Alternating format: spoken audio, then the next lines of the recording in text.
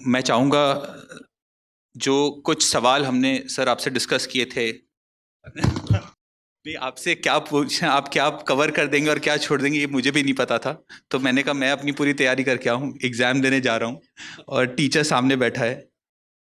तो सर जो हमारी बात हुई थी, अभी आपने कहा जैनिज्म में अहिंसा परमो धर्म, हम किसी जानवर किसी आदमी को चोट ना लगे उसके बारे में तो बहुत बात करते हैं, बट आपसे जब डिस्कशन होता है हम मानसिक हिंसा के बारे में बात नहीं करते। जो दिमाग के अंदर हमारी हिंसा, हम किसी को हिंसा पहुंचाते हैं और कोई हमें हिंसा पहुंचा रहा है, हम उसके बारे में कोई बात नहीं करते। ऐसा क्यों? मुझे लगता है कि जो गहरे कंसेप्ट्स हैं उनको समाज के लोग आसान करके समझते हैं। अहिंसा एक बहुत गहरा विचार है। महात्मा गांधी ने भी खुल के ये बात कही कि मैंने अहिंसा का विचार जैन दर्शन से लिया, महावीर जी से लिया।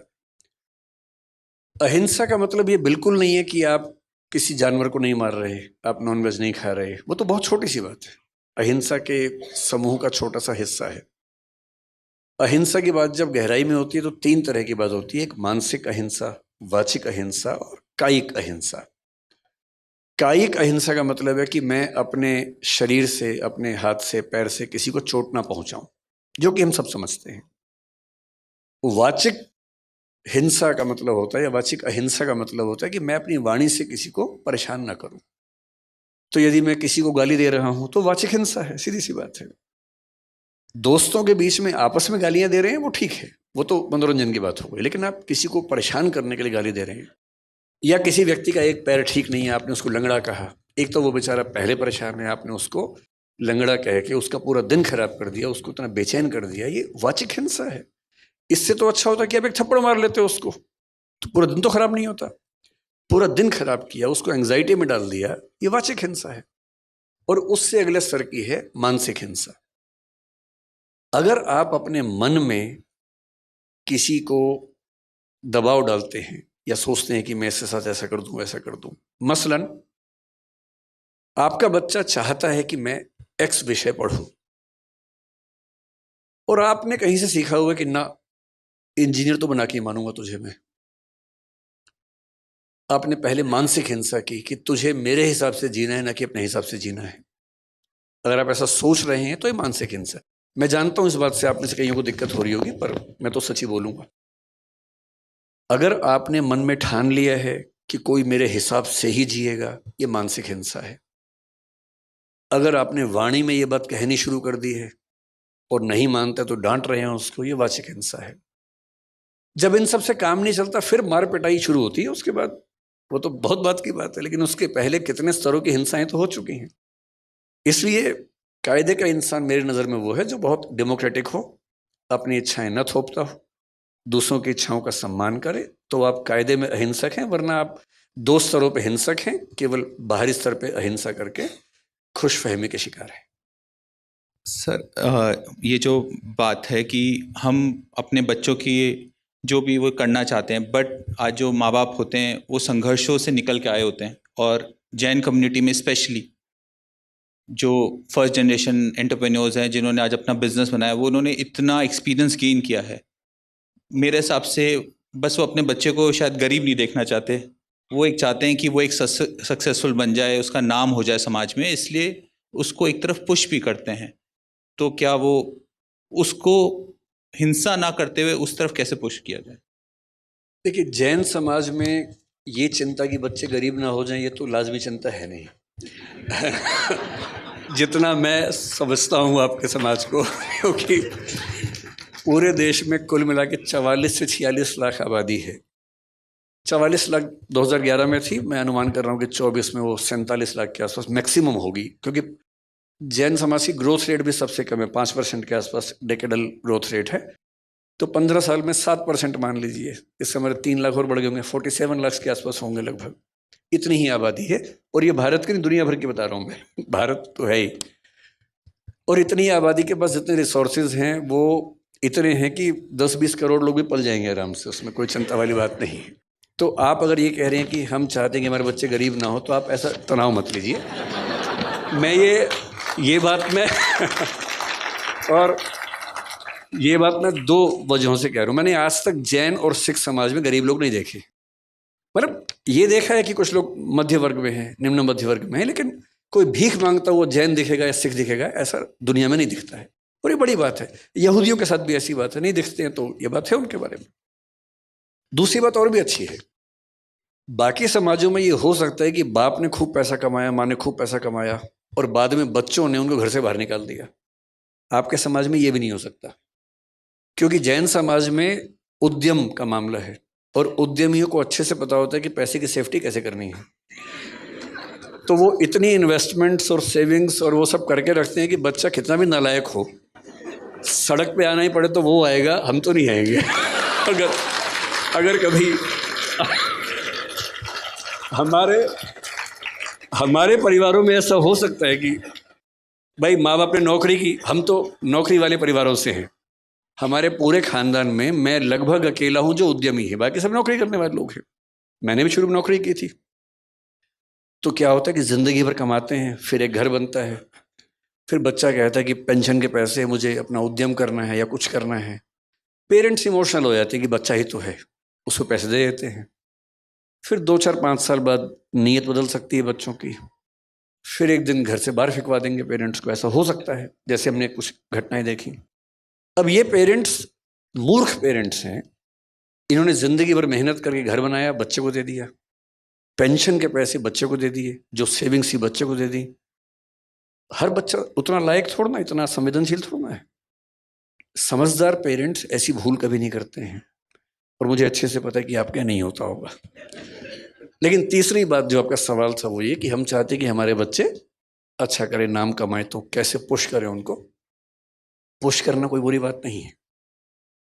18 साल तक के बच्चे को तो पुश करना लीगली भी ठीक है, और मॉरली तो जिंदगी भर आपका बच्चा तो बच्चा ही रहेगा, सीधी सी बात है।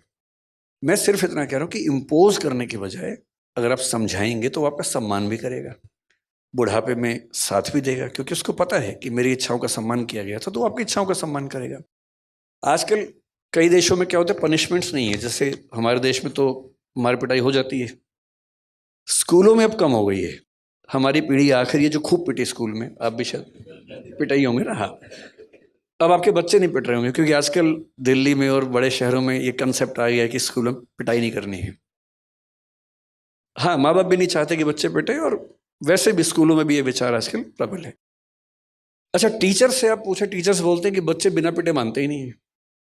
सच बात क्या है, बच्चों को पनिशमेंट देना जरूरी है, लेकिन पनिशमेंट के 1000 तरीके हैं।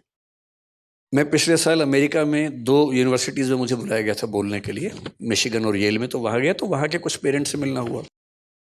मैंने उनसे पूछा कि मैंने कहा, जैसे हमारा बच्चा बहुत छांटा हो तो हम एका तो लगा देते हैं कभी कभी उसको, आप कैसे हैंडल करते हैं? बच्चे तो वहाँ भी ऐसे ही होते हैं। उन्होंने क्या किया है कि सॉफ्ट पनिशमेंट्स निकाल ली हैं।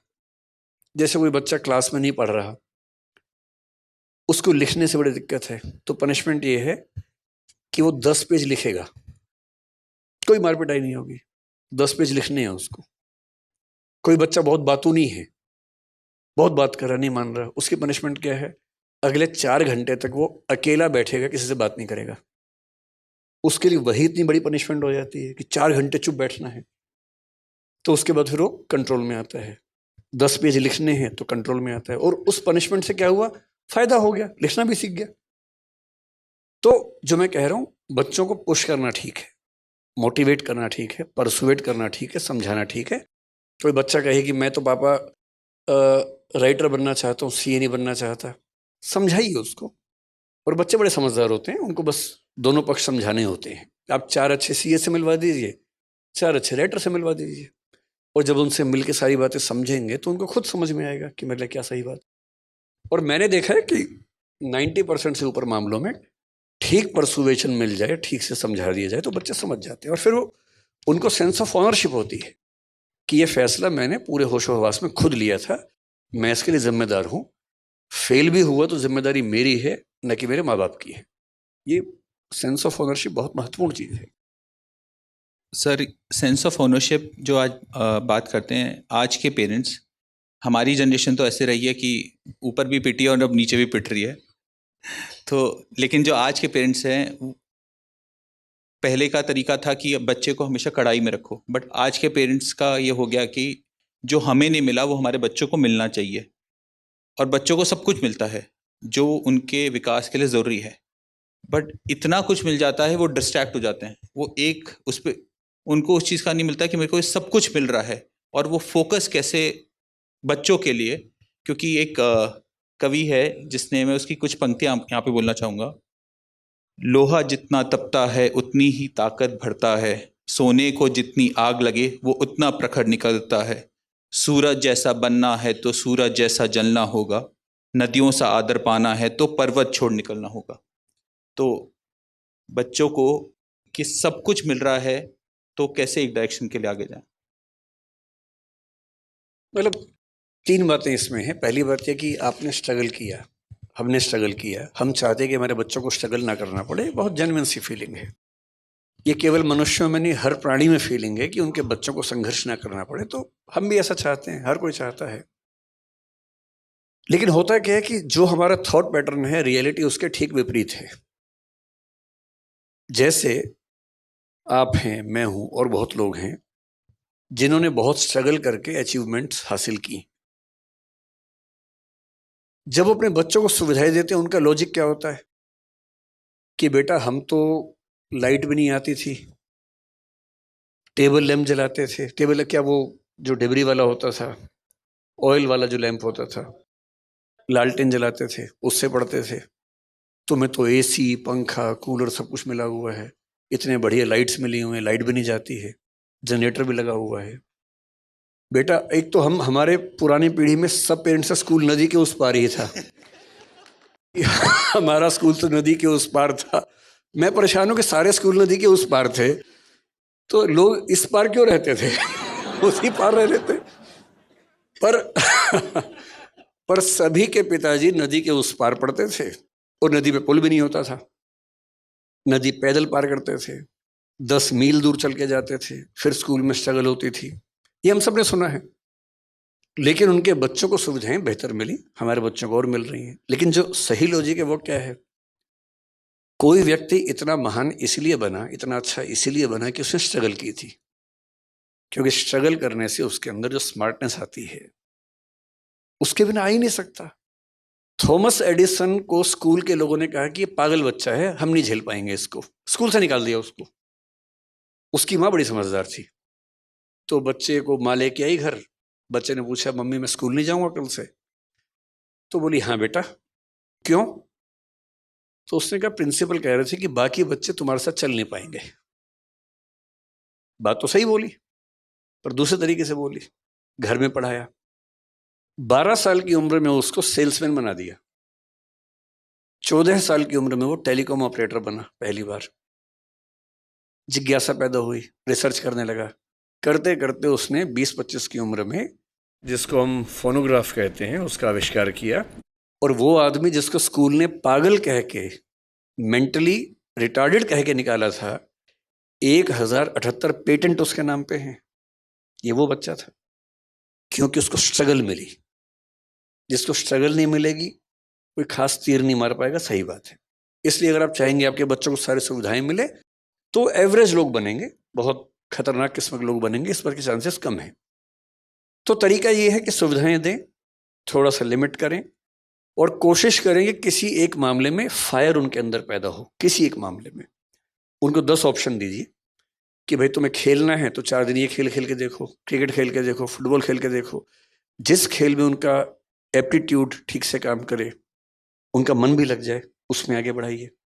जिस दिन आपके बच्चे को कोई फील्ड मिलेगी जहां उसका मन कर जाएगा, फिर ये चीज बीच में नहीं आएगी कि सुविधाएं हैं तो बच्चे आगे नहीं बढ़ रहे, फिर बढ़ेंगे। उनको इंटरेस्ट वैसा डेवलप होना चाहिए। तो आपके और मेरे लिए सलाह ये है, क्योंकि हमारे बच्चे उस स्थिति में हैं कि संघर्ष वैसे तो नहीं मिलेगा उनको, तो थोड़े और संघर्ष, थोड़ा हॉस्टल लाइफ जब मिलेगी, बाहर जाएंगे, 50 लोगों से मिलना जुलना होगा, वो होगा। एक ऐसी फील्ड चुनवा दीजिए जो उनके इंटरेस्ट की हो, और उसमें उनका मन करे कि मैं कमाल कर दूं, तो फिर आप पाएंगे वो सारे सिम्टम्स दिखेंगे जो हमें अभी नहीं दिख रहे। एक इसमें आखिरी छोटी सी बात मैं आप सबसे रिक्वेस्ट करूंगा देखिए, मेरा एक बेटा है, एक बिटिया है, जो मतलब हमारे भाई साहब की बेटी है, हमारे साथ रहती है। दोनों बच्चे 17 साल के भी हैं, 18 के होने वाले हैं। एकदम सामान्य बच्चे हैं, पढ़ने में भी सामान्य हैं, हर चीज में सामान्य है।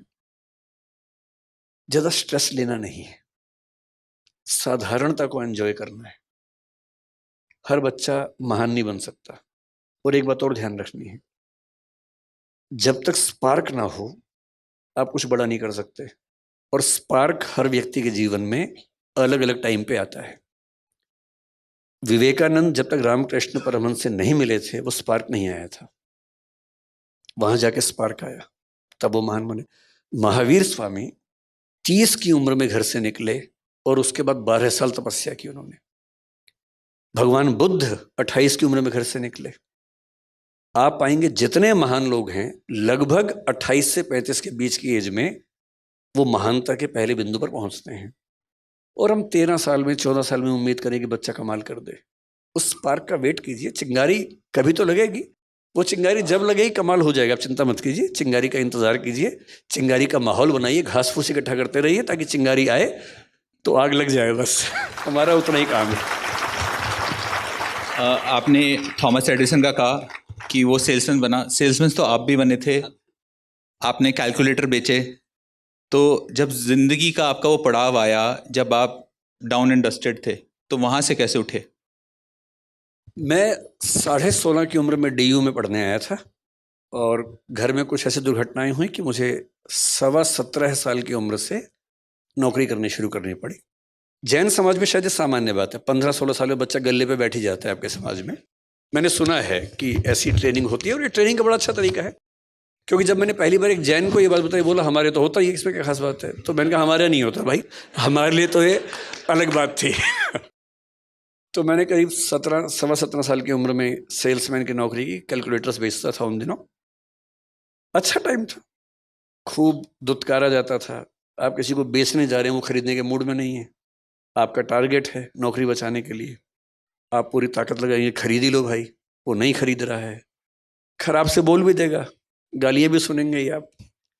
पर उसके बिना मजा भी तो नहीं जिंदगी में, थोड़ा वो झेलना जरूरी है। तो मैं बहुत खुश हूं इस बात से।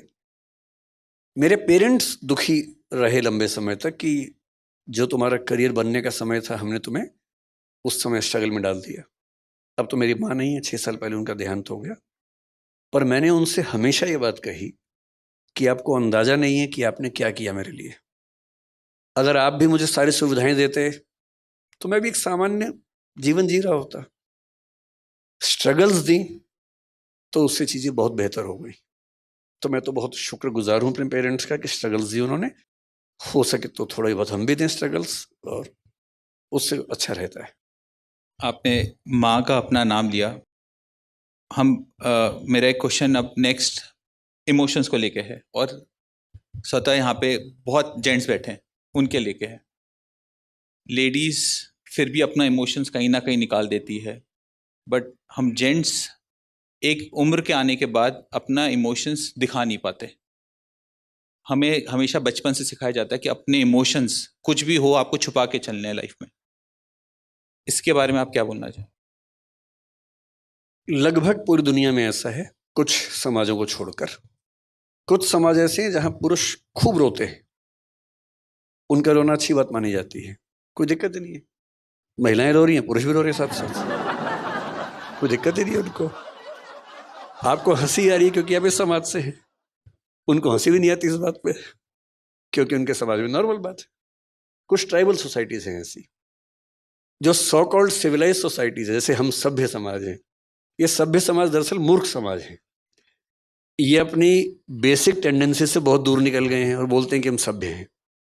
बहुत सारी ट्राइबल सोसाइटीज हमसे बहुत एडवांस हैं कई मामलों में। तो सभ्य समाज में अगर बहुत पीछे जाएं तो जब सभ्यता शुरू हो रही थी, खतरे बहुत ज्यादा थे आसपास।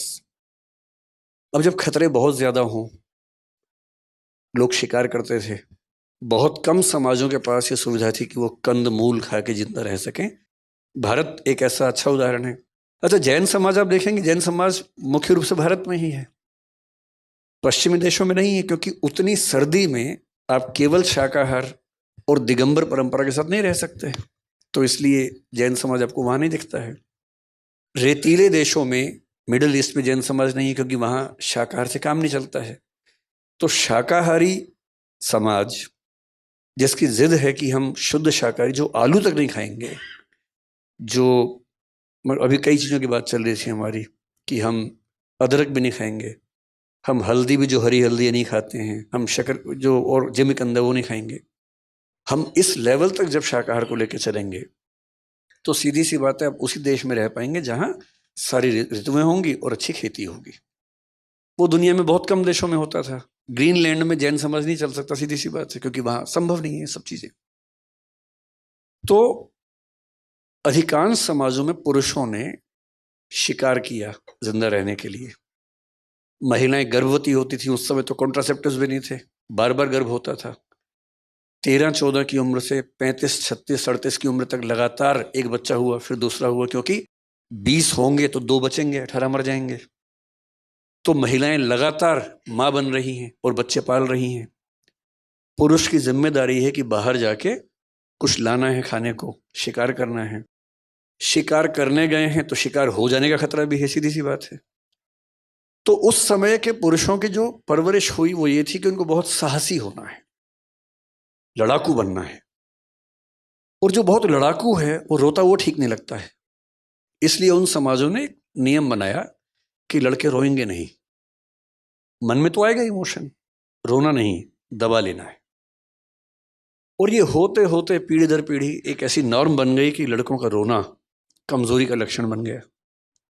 अब तो घरों में क्या है, 2 साल का लड़का भी रोए तो क्या बोलते हैं मम्मी और पापा, तो लड़की है, तो बेटी है।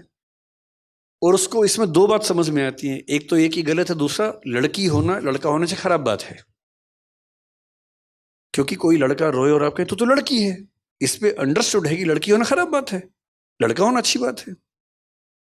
और धीरे धीरे लड़के सोचते हैं अच्छा मैं खास हूं, मुझे रोना नहीं है, रुलाना है। और फिर वो जिंदगी भर रोता नहीं है। और जितना नहीं, रुलाती महिलाएं भी कम नहीं है वैसे, वो तो मैंने मजाक में कहा, रुलाने वाला काम तो दोनों करते हैं। लेकिन लड़कों की मजबूरी है कि उनको समाज में ठीक दिखने के लिए अपने इमोशंस को बहुत मारना पड़ता है। अब जैसे समाज में इसकी जरूरत नहीं है, अब कौन सा भाला लेके शिकार करने जा रहे हैं, अब तो पुलिस है, सेना है, सब चीजें हैं।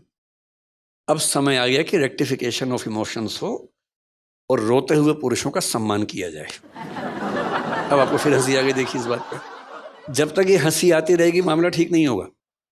जिस दिन पुरुष के रोने पर हंसी आनी बंद हो जाएगी उस दिन मामला ठीक हो जाएगा। इसलिए आपका बेटा रोए, टोंट मत कीजिएगा, बस सिर पे हाथ रखना है, कंधे पे हाथ रखना है, रो ले आपके साथ। और हो सके तो साथ में खुद भी रो लेना है, 2 आंसू निकाल देने हैं। बेशक अकेले में ले जाओ उसको, दोनों बाप बेटा रोए साथ साथ, रो लीजिए। मैं वो गारंटी से कह रहा हूं, जितना हल्का उस दिन महसूस करेंगे उतना कभी नहीं करेंगे। सर आप बहुत बहुत बच्चों की इंस्पिरेशन है, बहुत बच्चे आपसे पढ़ते हैं, बट आपकी इंस्पिरेशन कौन है? कभी सोचा नहीं इस तरह से मैंने। लेकिन हाँ, अगर मैं थोड़ा, मेरे पिताजी मेरी इंस्पिरेशन है, माँ भी हैं, अलग अलग वजहों से। पिताजी बड़े मस्त मौला टाइप के आदमी हैं, इसलिए हैं। माँ बहुत पूरा परिवार कैसे संभाल के रखूं उस नेचर की थी, तो उस वजह से है। बाकी अगर मैं देखूं तो इतिहास में जाऊं तो बहुत सारे फिलोसफर्स, बहुत सारे सोशल थिंकर्स हैं। महावीर जी भी एक हैं, डॉक्टर अंबेडकर जिनके भवन में आज हम बैठे हैं वो भी हैं, महात्मा गांधी भी हैं। मैं इंस्पिरेशन तुरंत ले लेता हूँ जहाँ से मिलती है। जैसे प्राची नाम की बच्ची ने एक अच्छा काम किया, मैं तभी इंस्पायर हो गया उसी से। मैं तो ढूंढता रहता हूँ, कोई कुछ भी अच्छा करे मैं तुरंत इंस्पायर हो जाता हूँ। तो ऐसे लिस्ट बनाऊंगा तो कई हजार नाम निकलेंगे उसमें। लेकिन मैं बहुत इन्फ्लुएंस किसी एक व्यक्ति से नहीं हूँ, बहुत लोगों से अलग अलग हूँ। मेरा एक लास्ट क्वेश्चन, उसके बाद विल ओपन टू पब्लिक। बचपन का जो विकास आज के डॉक्टर विकास कीर्ति से मिले तो क्या उसको बोलना चाहेगा? मतलब वो मुझे क्या बोलेगा, मैं उसे क्या बोलूंगा? वो आपको क्या बोलेगा? आप तो वो मुझे बोलेगा यार तुमसे उम्मीद तो नहीं थी इतनी। वो तो ये बोलेगा, और मैं उसको बोलूंगा यार थोड़ा सा बचपन में साइंस पढ़ ली होती तो और अच्छे होते, थोड़ा सा म्यूजिक पे हाथ साफ कर लेते तो और बेहतर हो जाते। मेरे जो रिग्रेट्स हैं उसमें ये है कि मैंने स्कूल में साइंस ठीक से नहीं पढ़ा, और म्यूजिक मेरे पेरेंट्स ने खूब कोशिश की सिखाने की, पर मैंने सीखा नहीं। तो मुझे लगता है कि वो दो चीज़ें मैं अब कर रहा हूँ, अब करूँगा। अभी कौन सा समय खत्म हो गया, अभी तो है समय। तो मैं, इंस्पिरेशन की बात हुई, मेरा अभी लेटेस्ट जो नए दोस्त बने उनमें एक दोस्त आमिर खान, जो फिल्म सितारे हैं, बड़े अच्छे दोस्त बन गए मेरे। कुछ दिन पहले हम लोग साथ बैठे थे, उन्होंने बड़ी सुंदर बात बताई। उनकी उम्र 59 साल अभी हुई है, 14 मार्च को उनका जन्मदिन था, मैं उस दिन वहीं उनके घर पे था। वो आदमी आजकल म्यूजिक सीख रहा है, रोज शाम को एक टीचर आती है सिखाने के लिए म्यूजिक, वो म्यूजिक सिखाती है, वो सीखता है। मैंने कहा यार कमाल के आदमी। मैंने उससे कहा कि मैं भी सीखूंगा अब जाके। तो जो बचपन में नहीं कर पाए अब कर लेंगे, ऐसा क्या है। साइंस में आजकल पढ़ रहा हूँ, म्यूजिक भी सीखेंगे। हम तो सब कुछ करेंगे जब तक जिंदा है, कुछ भी क्यों छोड़े। सीखने की कोई उम्र नहीं होती, जब चालू करो तब सवेरा। तो अब मैं क्वेश्चन यहाँ पे पब्लिक से लेना चाहूँगा। सबसे पहले can we have the mic? नमस्कार साहब, आपकी तारीफ तो जितनी भी की जाए कमी है, क्योंकि आज जिस हिसाब से सेकंड जनरेशन के लोग भी यहाँ आए हैं, बच्चे जो आपसे बहुत ज़्यादा इन्फ्लुएंस से आए हैं, तो वो आपका अट्रैक्शन हम समझ सकते हैं कि कितना मजबूत है इस फैकल्टी में। मेरा एक सोच था जो मैं आपसे थोड़ा क्लैरिटी चाह रहा हूँ। नारायण मूर्ति जी ने इन्फोसिस फाउंड किया, सर्टेन प्रिंसिपल और वैल्यू सिस्टम को लेके करा। उसका उन्होंने टेक ओवर किया मिस्टर सिक्का ने, और उन्होंने भी कोशिश करी कि कुछ चलाने की कोशिश करें, बट उन्होंने माइनर चेंजेस किए for succession of the company. लेकिन वो मिस्टर नारायण मूर्ति को ठीक नहीं लगे कि बोले जो मैंने वैल्यू सिस्टम एक बना दिया है इस कंपनी के लिए, उस वैल्यू सिस्टम पे ये काम नहीं हो रहा है, और he was force to resign. तो उसमें बहुत ज़्यादा कंट्रोवर्सी हुई, सब लोगों की डिफरेंट डिफरेंट ओपिनियन थी। आपकी इसमें क्या ओपिनियन है कि whether mister Narayana Murthy was right और मिस्टर सिक्का वॉज राइट? मतलब प्रॉब्लम ये है कि मुझे बहुत डिटेल में पता नहीं है कि वहाँ क्या हुआ, इसलिए मैं स्पेसिफिक कमेंट तो नहीं कर पाऊँगा। अगर वो वैल्यू सिस्टम मुझे पता हो और डेविएशन क्या हुआ तो मैं बता पाऊँगा। पर मुझे ये ज़रूर लगता है कि अगर कोई कंपनी किसी बेसिक वैल्यू सिस्टम पे बनी है और उसका प्रमोटर अभी भी उसका मेजर शेयर होल्डर अगर है, तो उसकी अप्रोच को तो मानना लाजमी बात है। और मेरा अपना मानना ये है, जैसे एक व्यक्ति का व्यक्तित्व होता है वैसे कंपनी का भी होता है, जिसको हम ब्रांड कहते हैं। और अगर कोई कंपनी अपने ब्रांड इमेज से, अपने वैल्यू सिस्टम से दूर जाएगी, तो नज़दीक में दिखे ना दिखे दूर जाके नुकसान उसका होगा ज़रूर। तो यही चीज़ तो रोज़ फैमिली में होती है साहब। पेरेंट ने एक वैल्यू सिस्टम बना दिया, बेटा उस वैल्यू सिस्टम को नहीं करना चाह रहा, वो अपना डिविएट कर रहा है। तो यही तो जो आपने पेरेंटिंग बताया, उसमें यही तो आज इशू हो रहा है कि भाई मैंने एक एथिक्स बना दिए, एक मॉरल वैल्यूज़ बना दी, बट वो आज की जनरेशन के हिसाब से उनको लगता है कि नहीं, चेंज आना चाहिए। तो वहाँ पेरेंटिंग में कितना कॉम्प्रोमाइज़ करना चाहिए? इसमें ये बात अलग हो गई, ये ठीक वो बात नहीं। फादर ने वैल्यू सिस्टम बनाया, मतलब पहली बात तो फादर मदर ने मिलके बनाया तो ज़्यादा अच्छा है, केवल फादर बनाई अच्छी बात नहीं है, दोनों मिलके बनाए तो ज़्यादा अच्छा रहता है। अब मैं इसमें सारी अच्छी अच्छी बातें नहीं बोलूँगा, जैन समाज की अच्छी अच्छी बातें मैंने खूब बोली, मैं कुछ बुरी बातें बताऊंगा आपको। एक चीज़ मैं वो जो बोलना चाहेंगे उसमें मैं ऐड कर देता हूँ, जो बेसिकली हमारे यहाँ का जो कहना चाहेंगे जनरेशन गैप और कम्युनिकेशन गैप। ज़्यादा जनरेशन गैप और कम्युनिकेशन गैप। मैं उस पर आने से पहले एक बात आपको बताता हूँ। जैन समाज के जो स्टेटिस्टिक्स आप पढ़ेंगे बहुत इंटरेस्टिंग है। बहुत कम संख्या, रिसोर्सेज बहुत ज़्यादा, उद्यमशील व्यक्तियों की आबादी सबसे ज़्यादा है, पर कैपिटा इनकम में जैन समाज भारत का सबसे अग्रणी समाज है। पढ़े लिखे लोगों में 94% से ऊपर जैन लोग हैं, जो भारत के किसी भी धर्म से ज़्यादा है। ये बात भी सही है। दो और फैक्ट्स हैं। एक पॉपुलेशन होती है कार्यशील जनसंख्या, वर्किंग पॉपुलेशन। वर्किंग पॉपुलेशन में पुरुषों में जैन समाज भारत के किसी भी धर्म से आगे है। और महिलाओं की वर्किंग पॉपुलेशन में परसेंटेज में जैन समाज भारत में सबसे पीछे है। इधर भी टॉप पे है, उधर भी टॉप पे है। और हमें अपने समाज को समझने के लिए केवल तारीफ नहीं सुननी है, ये भी देखना है कि हम कहाँ पीछे हैं। तो मैं जो कहना चाह रहा हूं, परिवार का वैल्यू सिस्टम पहली बात तो केवल पुरुष क्यों बनाए, पुरुष महिला मिलकर बनाए, अपने बच्चों को समझाएं, सिखाएं। जो डाउट है, एक शब्द वैल्यू है, एक नॉर्म है। डाउट वैल्यूज पे नहीं आता है, डाउट नॉर्म्स पे आता है। आपने कहा कि बेटा अहिंसा एक मूल्य है, बच्चे ने कहा ठीक है पापा अहिंसा एक मूल्य है, लेकिन उस अहिंसा को फॉलो करने के लिए आपने जो तरीके बनाए वो नॉर्म है, वो वैल्यू नहीं है, वो नॉर्म है। जैसे आप कह सकते हैं कि हम सूर्यास्त के बाद भोजन नहीं करेंगे क्योंकि कोई कीड़ा आ सकता है, मुंह में जा सकता है, जो प्राचीन काल में होता था। लेकिन एक पीढ़ी कभी आके बोलेगी अपने पेरेंट्स से कि पापा उस समय लाइट नहीं थी, अब तो लाइट है, ट्यूबलाइट जला के हम देख सकते हैं कि कोई कीड़ा नहीं आया। तो जिस समय ये नियम बना और आज के समय में, क्या अहिंसा के मूल्य पर रहते हुए भी हम थोड़ा सा लेट नहीं खा सकते हैं? मूल्य तो वही है, नॉर्म चेंज हुई। फिर मान लीजिए कल को जो समस्या आएगी हमारे परिवारों में, मैं शाकाहारी व्यक्ति हूं, मेरे परिवार में सब लोग शाकाहारी नहीं है क्योंकि अपनी अपनी चॉइसेस हैं। मैं शाकाहारी हूं और मरते दम तक शाकाहारी रहूंगा क्योंकि मेरी चॉइस वही है। कल को मान लीजिए कि शाकाहारी परिवारों में कोई बच्चा ये कह दे कि पापा मैं तो अमेरिका में रहता हूं, मेरे सब दोस्त नॉनवेज खाते हैं, मैं नॉनवेज तो नहीं खाऊंगा क्योंकि मैं अपने परिवार के मूल्यों का सम्मान करता हूं।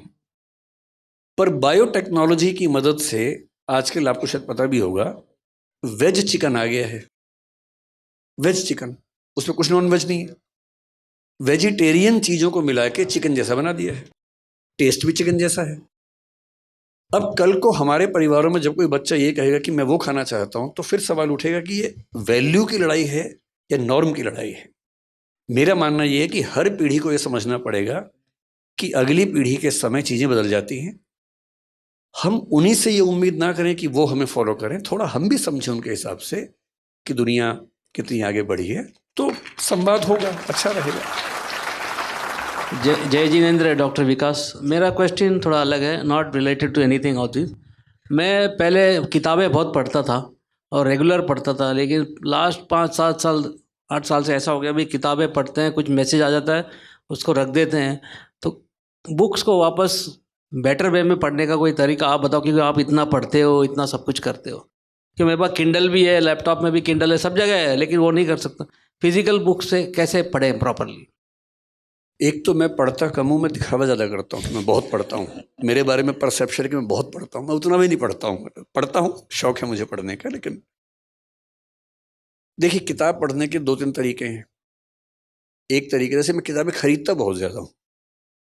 अब मैं आजकल कॉन्शियसनेस को रिसर्च कर रहा हूँ, जो चेतना है, जिसको जैन दर्शन जीव कहता है, उसे कोई आत्मा कहता है।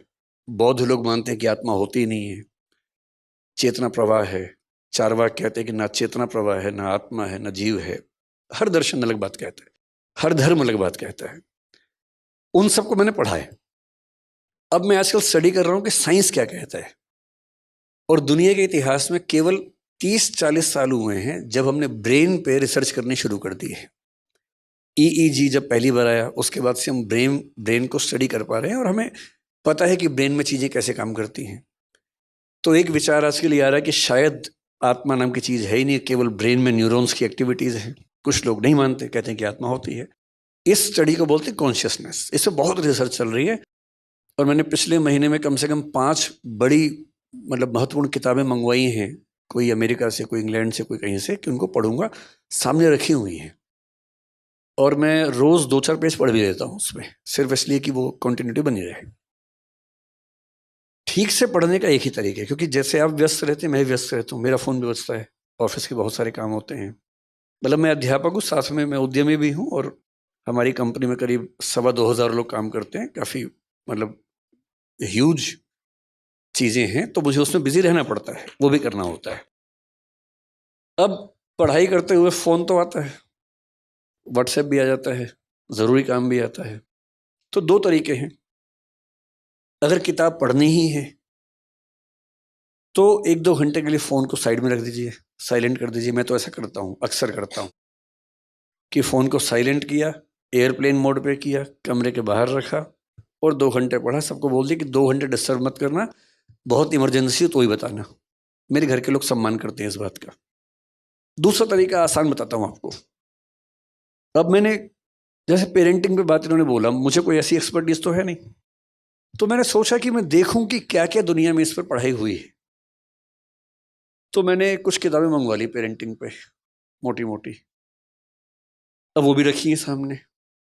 मतलब मेरी टेबल पर लगभग 300-400 किताबें रखी हुई हैं इस समय जो मुझे पढ़नी है, और अलमारी में 2000 अलग से हैं जो अभी नहीं पढ़नी है, बाद में कभी पढ़नी होंगी। रखी बहुत सारी, और मैं खरीदता तुरंत हूँ। मुझे कोई किताब मिलती है मैं तुरंत खरीदता हूँ या मंगवा लेता हूँ उसको, ताकि मुझ पर दबाव रहे कि ये भी पढ़नी है। अब मैंने तरीका क्या निकाला, मैं चैट जीपीटी पे गया। अब चैट जीपीटी के ज़माने में सारी मेहनत मैं ही करूँगा तो फिर मैं स्मार्ट कैसे हुआ। मैंने उससे पहला सवाल पूछा। मैं चैट जीपीटी का पेड वर्जन यूज़ करता हूँ, वो थोड़ा ज़्यादा स्मार्ट है, 4, अब 5 आने वाला है। मैंने उससे कहा भाई पेरेंटिंग के बारे में दुनिया की सबसे अच्छी 10 किताबें बताओ कौन सी हैं। उसने 10 किताबों की लिस्ट दे दी। फिर मुझे क्या करना, मैंने कहा इन 10 के 10 का एसेंस बताओ, क्रक्स बताओ। फिर वो बेचारा मेहनत करता रहा 5-7 मिनट तक। 10 की 10 किताब को मैंने लिख भी दिया कि 1000 से 2000 शब्दों में हर किताब का चाहिए। 1 से 2000 शब्दों में हर किताब का क्रक्स उसने बता दिया। मैंने वो क्रक्स पढ़ा, 2-4 बातें काम की लगी, नोट कर ली, हो गया। हाँ, ऐसी कई ऐप्स है। एक इंस्टा रीड्स है, मैं वो भी यूज़ करता हूँ। तो इंस्टा रीड्स पे यही होता है, दुनिया की सारी अच्छी किताबें उनके समरी मिल जाती है, आप समरी पढ़िए। यूट्यूब पे एक चैनल है, मैं उसका नाम भूल रहा हूँ, वन बेटर कुछ ऐसा नाम है। हर किताब की समरी है 15 मिनट में। आप स्पॉटिफाई पे जाएंगे, वहाँ ऐसी समरीज मिल जाती हैं। ऑडिबल पे जाइए, वहाँ समरीज मिल जाती हैं। तो आप किताब पढ़ना पुराने ज़माने की बात है, आज तो किताब सुनने की चीज़ है। सैर करने निकल जाइए, एक किताब रास्ते में सुन लीजिए कि जब गए थे और आए हैं, बीच में 4 किताब पढ़ ली उस बीच में। आजकल तो बड़ा आसान है।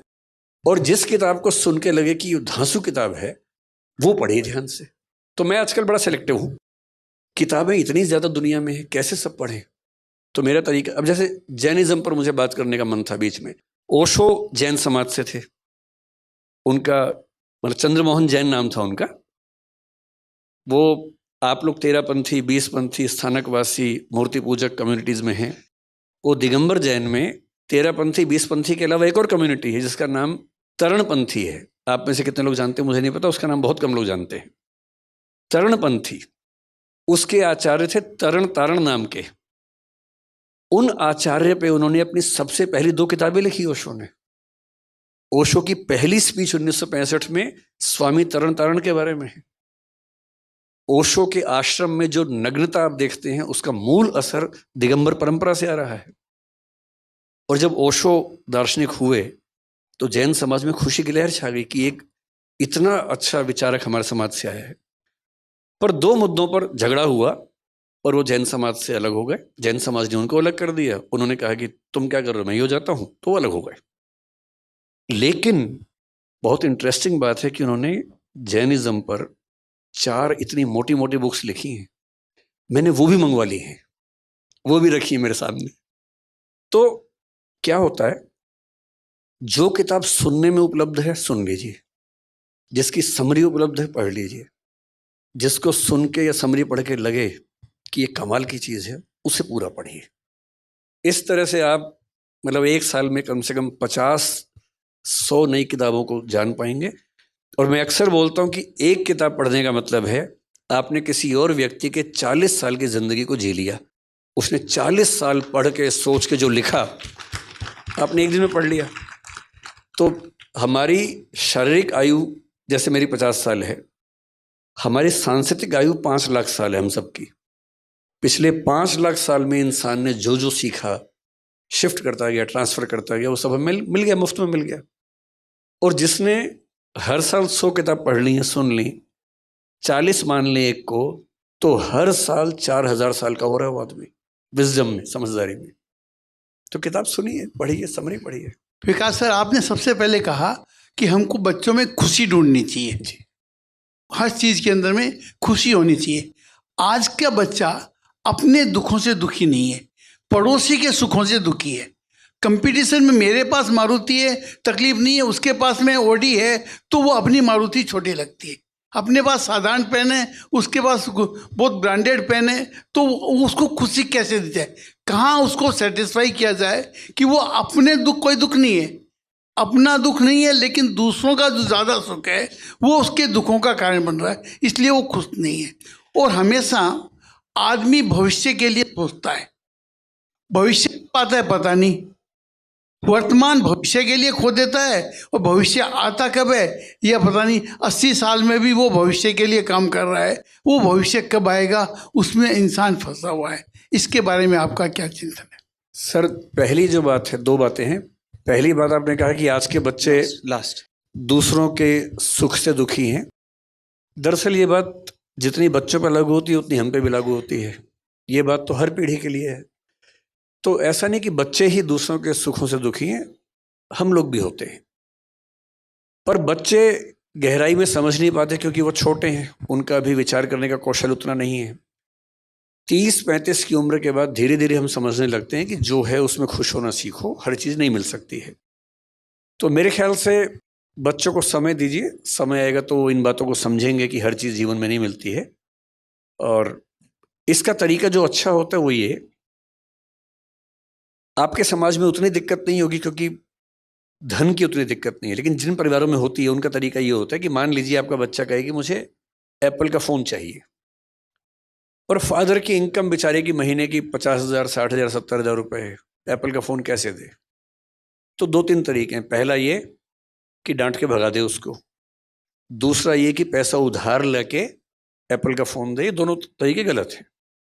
तीसरा तरीका ये कि उसको बिठाए साथ में और बोले कि देख बेटा, ये है मेरी सैलरी 70,000 रुपये, ठीक, ये आया पैसा, इसमें टैक्स लग गया 7,000 रुपये, 63,000 रुपये हैं, बैंक का लोन है 11,000 रुपये, अब बचे 54,000 रुपये, 52,000 रुपये, घर का खर्चा ये है, तुम्हारे स्कूल की फ़ीस ये है, तुम्हारी बहन के स्कूल की फ़ीस ये है, कपड़ों का खर्चा इतना है, बिजली का इतना है, पानी का इतना है, इतना बचा है, इतना पैसा खर्च करता हूँ म्यूचुअल फंड में या शेयर्स में, ताकि जब तुम बड़े हो और तुम्हें अपनी फैक्ट्री लगानी हो तो उसके पैसे इकट्ठे हो सकें।